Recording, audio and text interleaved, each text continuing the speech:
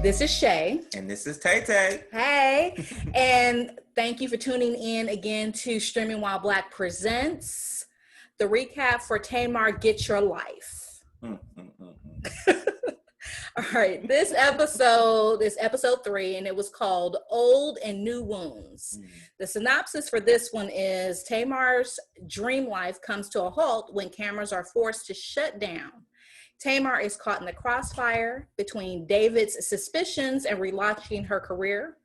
A long-lasting family feud hovers over Tamar, and Mona steps in. And was it Scott Young, for those of you who have been under a rock, or y'all just too good for Ratchet TV. I just don't give a fuck. But anyway, and she's the producer, correct? Yes, she is the producer. Okay. So, where to begin? As always, we do not go scene by scene purposely, but we are going to talk about the highlights, what we liked, what we didn't like, and just go from there. All right. So, Tay, what did you like about this episode? I feel like this particular episode, there were breakthroughs maybe a little bit emotionally for Tamar, as it relates to her family and what she's going through. Also, it's making her come to a crossroad as well, where she needs to make some decisions about David, about rekindling family members, or if she's just going to clearly just completely cut them off. So I think, to me, that shows growth. That shows a little bit of progress as far as like kind of getting her mentally kind of back together in a sense. What about you? What did you like? If I have to think about one part in particular I really liked, and that's because I ain't shit and I'm petty, but I liked the very first scene in the show where Tamar's lawyer called production and put him out of her house. That shit was hilarious. Tried to call her and she sent a text message, I told you I cannot talk. Like, okay. I thought that shit was hilarious. I died. But that's what I enjoyed about the episode. To me, I thought it was very real in putting together the show. Do you feel like this is the first time we've actually seen a documentary that kind of tells all? Because if you kind of think about the situations that we've encountered so far, it's hard for them to hide a lot of the stuff. True. And Tamar is definitely blowing them out every chance she gets. If she's not happy with it, which I think I want to applaud her for, because I feel like that shows genuineness and that shows her not being fake and selling her soul, quote unquote. You know, that I think that's kind of what I like also, is that we're really seeing Hollywood, I guess, but we're seeing the ins and outs of it. We're not just seeing one piece or one snippet of it. We're seeing from start to finish all the bloopers, all the issues. Yeah. We even see in the producer, which I don't, and correct me if I'm wrong, but I don't recall ever seeing any other show or reality show quite like this. This would probably be maybe the first of its kind. I'll disagree with you on that one. And that's because this is a Mona Scott Young production.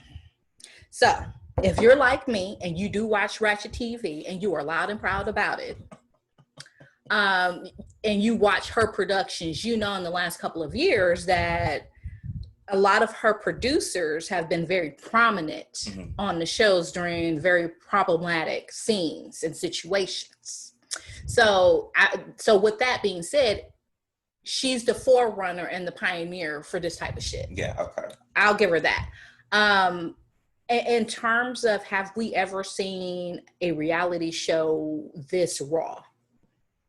I want to say that in the early days of reality TV, I think so, to an extent.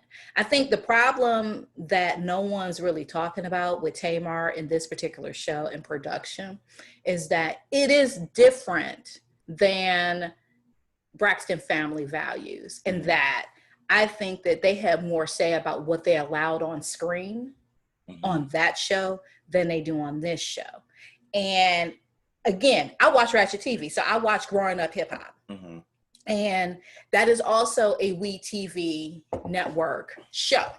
And there have been some grumblings from various people that have starred on these shows that have been saying that, WeTV ain't shit. Mm-hmm.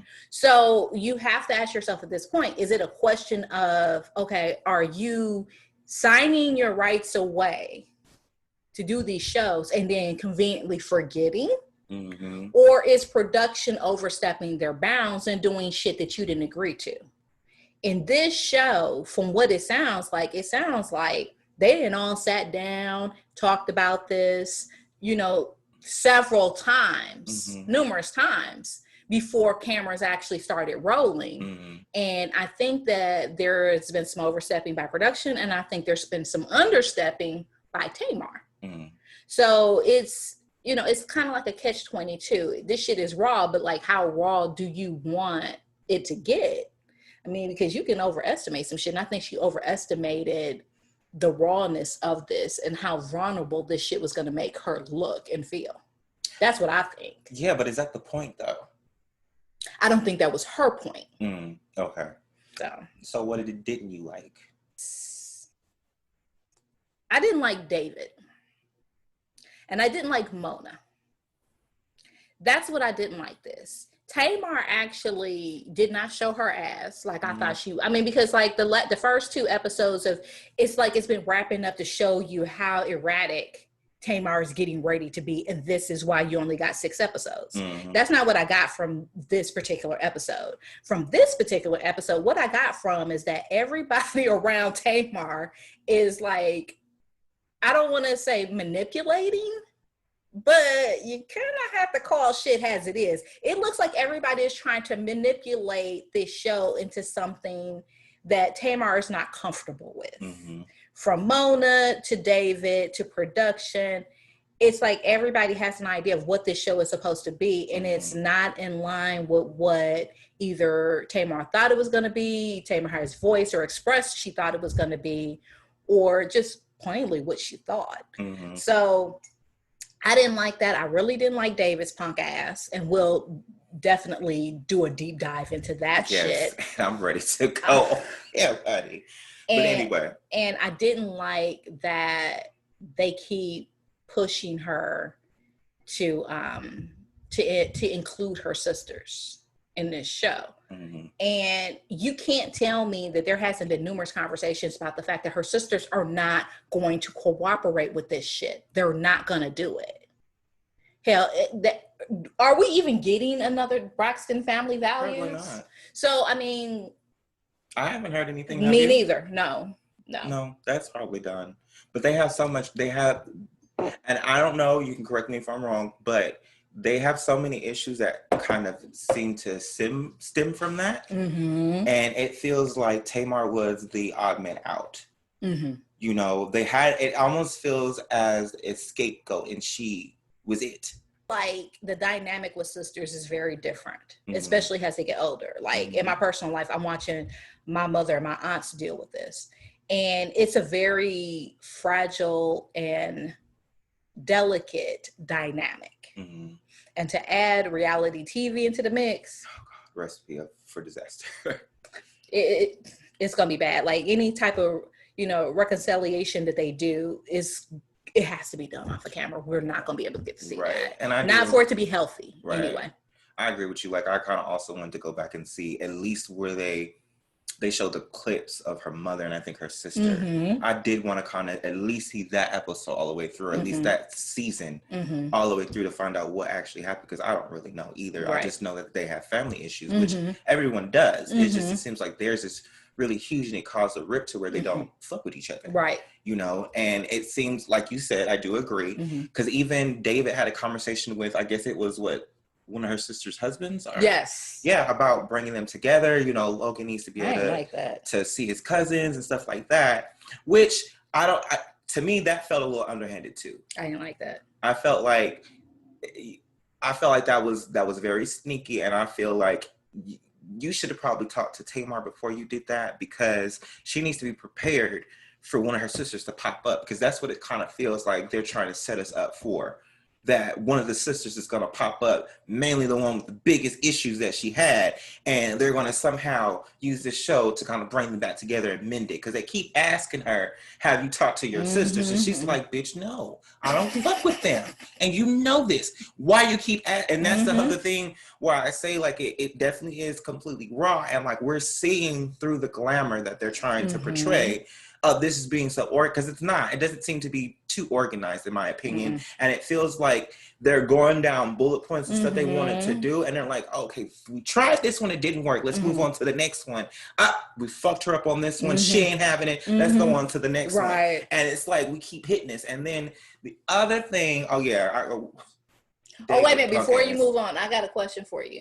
So since you brought up the David and Tracy Sussman, I think Tracy Sussman's name is Kevin. I could be wrong, so don't shoot me. But do you think that was David's idea, or do you think that was production's idea? It's hard. It can go either way, because we hear him talking about the plan, but at the same time, who's to say that this wasn't whispered in his ear in order for it to happen? Because he's like, I want to support Tamar, and if we're going to be a big family, we have to be one family, and you have to repair this, and da-da-da-da-da. But I don't know. It just seems a little fishy. I don't see the genuineness through it. Right now, I don't see it. Do you think this was a clout move, a clout chasing move? I picked up on that too, because that's something that he could have. He doesn't live with Tamar 24/7. So that's something that if he really felt genuine about that, we would see earlier conversations about it. Right. Or no, not even that. If he felt genuine about that, he could have easily text her, because they're not showing her text messages, and text her and asked her, how do you feel about this? Or he could easily had that conversation, that meeting with Kevin off camera, because again, they're not with David 24/7 like they are with Tamar. This was a production thing, because again, is it a production thing, or is it a David wanting But shine from my thing? Because David didn't want to be on camera like that, nor does he want his family to be on camera like that. The reason why I'm asking is because right now Tamar is accusing him of clout chasing. So that's why I'm asking, because at first it doesn't look like he's interested in doing this. But then if you pay attention to the conversation that he had with Kevin and how his body language, and it seems like it seemed fake to me. I'm just gonna be honest. It seemed so fake. It seemed like it was a setup to set up to what, like I said, they're going to bring. It seemed like they're trying to bring one of the sisters, mainly that one, because that one seemed to have caused the most drama or the most hurt, and they're going to magically put them back together, which I don't think is going to work. You know what's something I also picked up on that I didn't like? Tracy's husband doesn't like Tamar.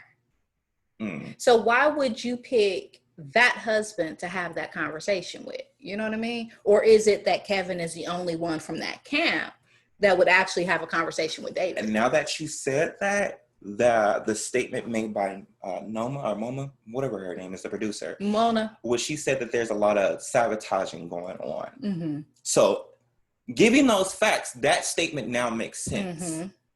You know what I'm saying? Is it true? What really is your motive? Because if you really like her and you love her and you're supporting her, you wouldn't really want to do anything that's really going to upset her or prevent her from making her money. Because what's going to happen is you're going to present her with this issue. We already know that Tamar is extremely emotional. And it's sometimes hard for her to control that. You're going to present this to her. She's going to blow up, and then you're going to have another 3 days of downtime because she's like, I'm not fucking with y'all right now. Right. You know what? I know this is kind of off topic, but this got me thinking, because you said emotional. I'm just curious. What is her sign? Oh, that's right. She's a motherfucking Pisces. Just, making all the mermaids look bad on occasion. I swear. Girl. We Pisces are not all like this. We are not all hyper emotional. Yes, we are emotional, but we are not hyper emotional like this. On the other hand, Cancers such as myself, we are. So I can definitely relate. Yes, you are. Yes, that's what I'm saying. You're basically setting her up to have an emotional spike, which is going to cause basically production issues, and which has been said on multiple occasions that the issues that you are facing right now, they're not your own issues. You're having to deal with everybody else's shit. Mm-hmm. And she even said herself that she's tired of carrying it. Mm-hmm. I'm tired of carrying people, and I understand that, especially if you're a genuinely nice person and you want to help, or your heart goes out to people, or if you're just emotional, period. Yep. Like, yeah, like, absolutely. You know what I mean? All right, so let's move on to, do we want to continue to focus on David or come back to David? Let's hit David last. What else? Okay. What else was good in this show? Because it was a really good one. I like the fact that Tamar was very calm under pressure. Mm-hmm. Like, they did the whole montage of her getting ready for this tour, and it's very clear Tamar can do this. Like, she wasn't flustered. Mm-hmm. Yeah, she, they did show scenes where she was a little, stressed out, frustrated, but she wasn't taking it out on anybody. Mm-hmm. She just kept it rolling. It seems like, because they didn't really let us hear much, but it seems like she did a really good show. Yeah, she sold it out. Both nights were sold out. Yes. Now, this is what I don't like. Or I shouldn't say don't like. I can't figure out, did Tamar really truly extend an invitation to her sisters and her family to appear at her performance? Or did production extend that invitation and Tamar was aware or semi-aware that invitation went out? And the reason why I'm asking is because the way this shit was shot, it was as if they were expecting the Braxton sisters, the Braxton family, to show up at these performances, and they didn't, and it was like a major letdown. However, when you focus on the scenes with Tamar, it's not like Tamar's asking if anybody showed up, because she didn't. So, given that logic, I'm going to say this definitely was a call made by production. Mm-hmm. I feel like they did mention it to Tamar, and Tamar was like, I don't give a fuck what you do. I know the bitches are not going to show up. You know what I mean? They never show up for me. And this is why I completely understand her saying that no one's listening to her. Mm-hmm. Because she said this. Mm-hmm. She said it multiple times. Mm-hmm. So y'all clearly... It's starting to be more of a battle between production and Tamar than it is with Tamar battling the devil, quote unquote. Mm-hmm. You know what I mean? Mm-hmm. And I mean, if you want to go deep with this, I mean, yeah, you really are. Because look at all the shit that you're having to, deal with, and it's not, and like the producer said, it's not even your shit, and the producer's part of the problem. I'm gonna go ahead and say it. You're part of the problem. Yep. And you a sister. You a sister, and you part of the problem. But she has a reputation, though. I mean, she has a reputation for this type of content. It is what it is, and this goes back to what I said. I think either the first or second show is that Tamar didn't want this. Mm-hmm. You know what I'm saying? Like, I think and I could be wrong because I wasn't there, but I think initially when there were talks about doing this and finding a production company to do this, Mona Scott's name was floated and Tamar didn't want to do it. And I think that they were just like, well, just sit down with her. And I think that she was taken in by Mona's charisma and thought that this was going to be a different type of show. Mona, no matter how you feel about Mona, she's never shown us that she's capable of doing a different type of show. Yeah. Not to say that she can't. I'm not going to diminish anyone's potential to do anything, but she's never demonstrated or shown us that that's something that she can do or even is interested in doing. Mm-hmm. She had an opportunity to do that with this particular show. And to me, this actually looks like Love and Hip Hop without the script. I mean, it does. This reminds me of like very early Love and Hip Hop without the script. No bullshit. Out of control. Yeah. So I think that, I don't know if you picked up on this or not. Did you pick up on the fact that Goli is a production plant? Yes. And not a Tamar, like, was somebody referred? Yes. Okay. Yeah, I picked up on that shit too. Mm-hmm. Like, I think that when they start talking about the Tamar show, they didn't really have enough people to film with her. Or enough content. Yeah, and I really think that they just kind of add this shit in there. Tamar was just like, okay, you know what? I'll be open to it. Like I said, bullet points. This is all the things that we want to incorporate in the show. Let's hit them hard. You know what I'm saying? Fuck what Tamar is saying. This is business. You know what I'm saying? This is what's going to sell. This is what's going to give us ratings. You know what I'm saying? Let's go. Right. And it's going to be good for business for Tamar to go off because that's what our audience wants to see. You know? So. Because, I mean, it's very clear. Goldie is not a therapist. No. She's not. So this dream work coach thing that they're doing, that's cool, but she's not a licensed professional. So if Tamar like has a major nervous breakdown, there's not a whole lot that Goldie can do. And judging from how Goldie was portrayed in this particular episode, I don't think she's all that fucking stable. So because I'm not the most confident person in the world, but I know that when I am doing a job and I know my shit, can't nobody tell me nothing. You cannot tell me shit about nothing that I know, that I've researched, that I've spent money and time, you know, trying to research and immerse myself into. Whereas Goldie was just like, whoa, he's acting like I don't know what I'm talking about, and this could affect my brand. Okay, you have to ask yourself, who the fuck is David? And then you also have to ask yourself, how strong is your brand? Your brand is not that strong if this is the shit that you agreed to. I feel like what the true thing is that David offended her greatly by calling her a witch. And that completely threw her off. And then, of course, she went into defense mode saying, I've never had to work with anyone's family. I've only had to work with the talent. And now you bitches are making me work with all these people and it's getting in the way of my work. And I'm not used to it. I don't know how to handle it. She clearly is a little empathic because her emotions herself went haywire for a minute. This is reality TV. This is what she signed on to do. You know what I'm saying? So it's just like, in watching the last couple of episodes, it's like when they introduced her, okay, we're going to see her some of the time. The second episode, she's all over the damn place like she's a fucking personal assistant now. Right. Like, it's just, I just thought that was just kind of weird. So I don't know if anyone actually has done any research into dream work and what actually goes along with it. I did kind of look up the definition, and it's more of like a guided meditation is what it's supposed to be, where she's like guiding her through these particular exercises.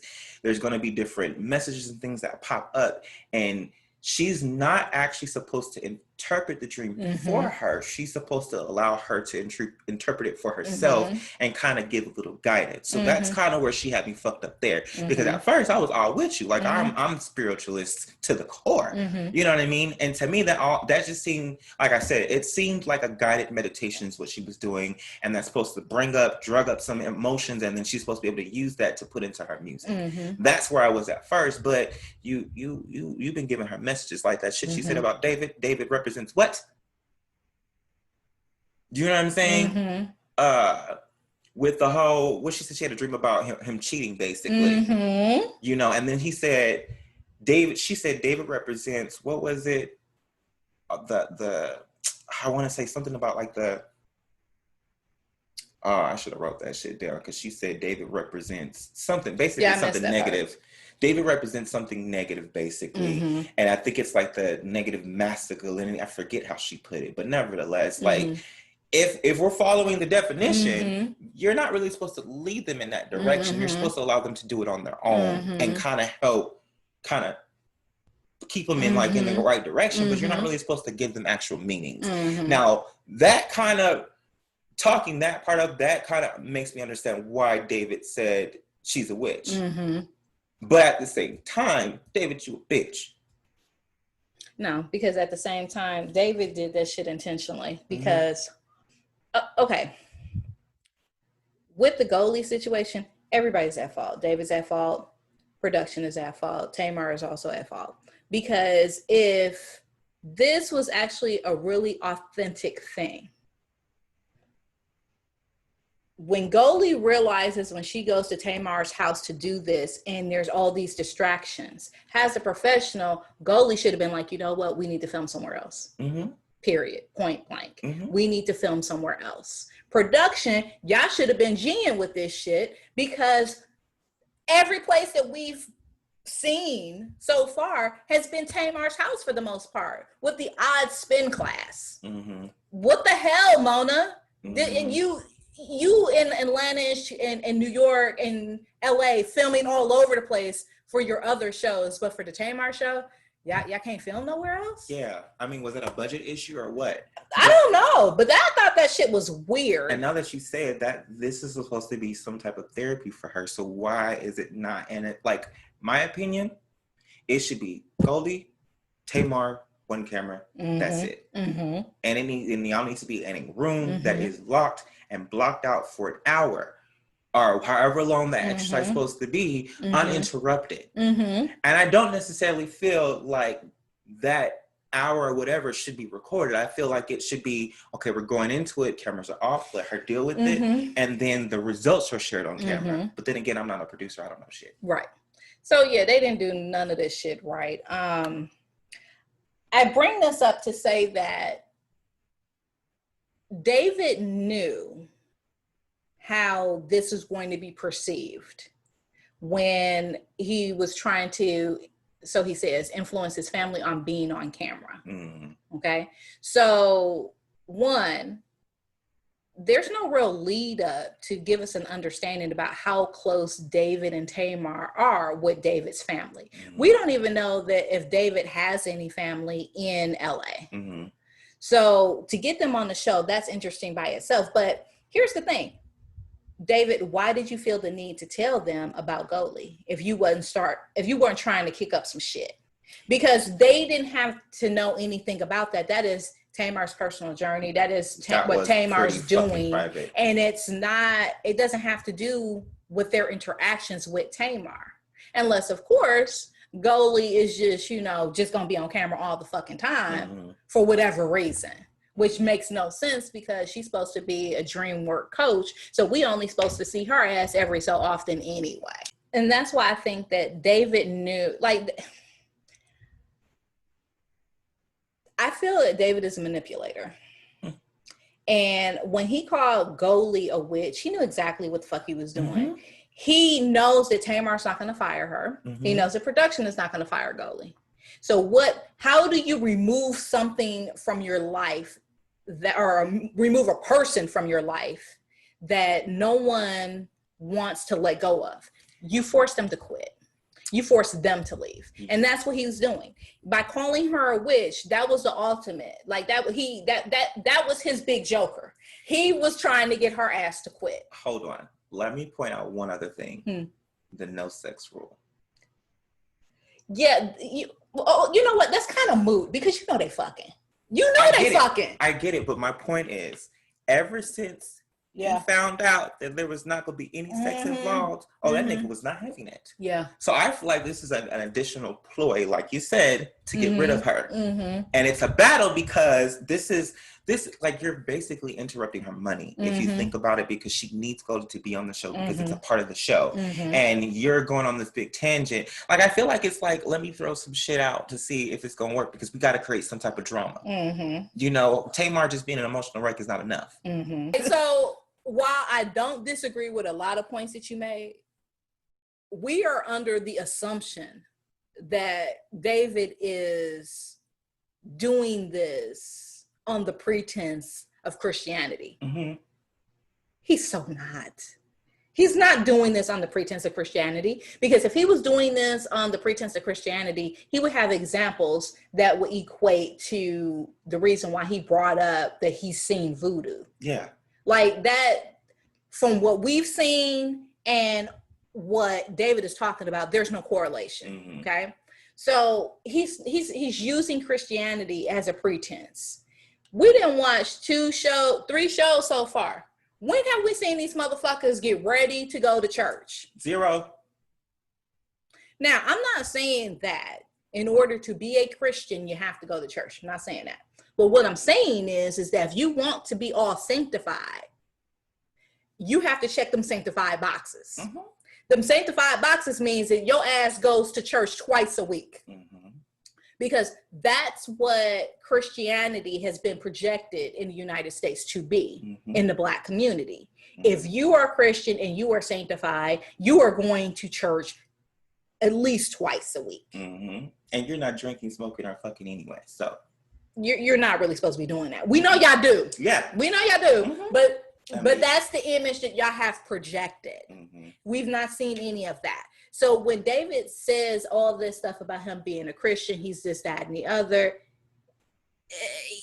you kind of paper thin, player. Yeah. Like, that's just what it is. And if that's what it is for you, fine, say that. But let's not act like Tamar got church hats. Yeah. Let's not do that. Because that's not what you're showing us. What you're showing us is that you're using Christianity in order to manipulate Goldie out of Tamar's life. That's what you're doing.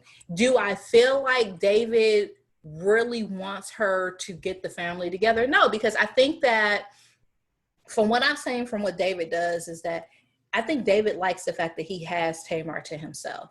And I think that before the cameras were rolling, I think that to certain extents, he had some type of control in Tamar's life.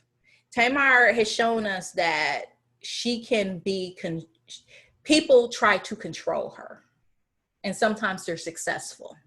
And I think that's what we're seeing with David, is that everything is a manipulation. Everything is a way to propel Tamar forward. And I say that to say, because I'm going to transition into Mona. Mona's whole goal in doing this show is pretty evident in this episode. And that is that she wants Braxton family values, constantly digging to get at those sisters. Mona, baby, they ain't coming on the show. You're not getting the Braxtons. You're not getting Tony. You're not getting Tracy. You're not getting Tawanda. You're not getting them. I'm surprised you were even able to use the clips that you did use for them. Well, that's because it's a WE TV production. Oh, okay. If it wasn't a WE TV production, if this shit was on Bravo, we wouldn't have seen them damn clips. No.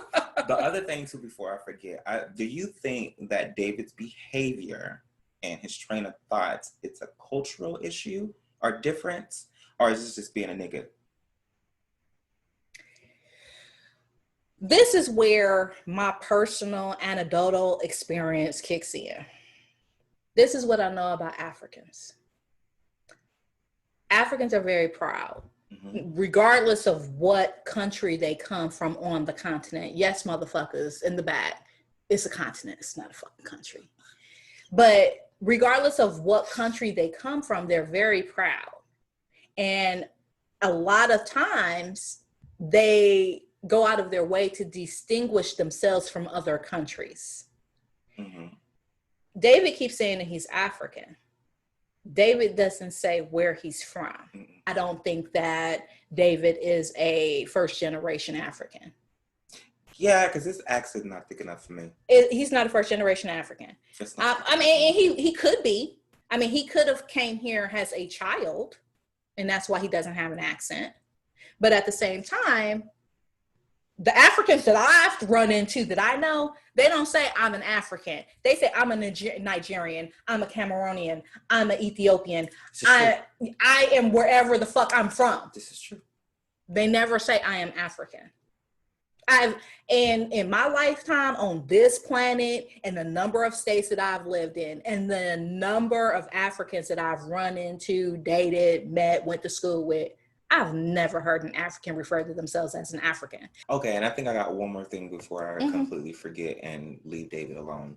So, on second thought, when you go to the whole, the occult is present and all that stuff. So, is this really him being genuine and trying to protect her? Because, I mean, that is, I want to say a very real thing, but we've heard rumors of people in Hollywood having to go through the Illuminati or some type of blood sacrifice in order for them to be successful. So, and she did say that, his biggest concern is that she's angered in the Lord. So I get that, but it's still bothering me why he was so gone ho on taking that bitch's head like that. Control. I don't think it's so much that it's a Christianity thing. I think it's a control thing. And I don't even think it's so much as a he doesn't understand thing. He doesn't want to understand because it's out of the realm of his control. Mm-hmm. That's what I think. Now, do I think this would be the same? He would have the same issue if this person, if Goldie was like a licensed psychotherapist? Yeah. Yeah, he would have a problem with this because the Black community is just now accepting mental illness. So yeah, and he's African. So yeah, he would probably have an issue with that. What you guys feel about the whole situation with Goldie and David? You know, let's talk about it. You know what I'm saying? What do y'all think? Do y'all feel like we're completely off base, or do y'all think that we're kind of following that vein and on somewhat of the truth pattern? Because some of this shit is deep, you know, and I don't think that we've ever really, like, we've heard about it, but we've never really seen any of this shit like in action live in front of us for us to really kind of understand the inner workings of Hollywood and what they truly do to make something watchable. Right. You know, and then even though I don't care for David, but it's interesting that he's worried about her soul if we let Tamar say it. You know what I mean? So if we follow logic, that does kind of seem like he cares, but at the same time, control. You know? And are you so scared that she's going to uncover something in her dream work about you that's going to cause you to be X'd out because you've done some shit that we don't know about? That's another thing. Because you don't really get scared unless you think there's something, a skeleton that's about to be uncovered. That's true. I didn't even think about that. Or she might actually point out, like she did, point out some shit, but she might point out some shit that's not in your favor. And you trying to cut that before you out. So, I don't know what y'all think. Let us know. Drop down in the comments. Let us know. Are we kind of wrapping this up? I mean, Okay, so drop down in the comments. Let us know how you feel. Also, if you're listening to this on Stitcher, iTunes, Google, wherever you listen to podcasts, be sure to give us a 5-star review because then that helps us to produce more content and stay on target. Exactly. Because we don't want to talk about shit that I don't give a fuck about. I mean, right. So right. And then also we can be reached. We do have a Facebook page, Streaming While Black. We can be reached on Instagram and also our email address, streamingwhileblack@gmail.com. If this is in regards to the Tamar show, just go ahead and put that in the subject line. Otherwise, I think we're done and finished. That's it. Yeah. Okay, we're done and finished. That's enough for today. All right. All right. See y'all.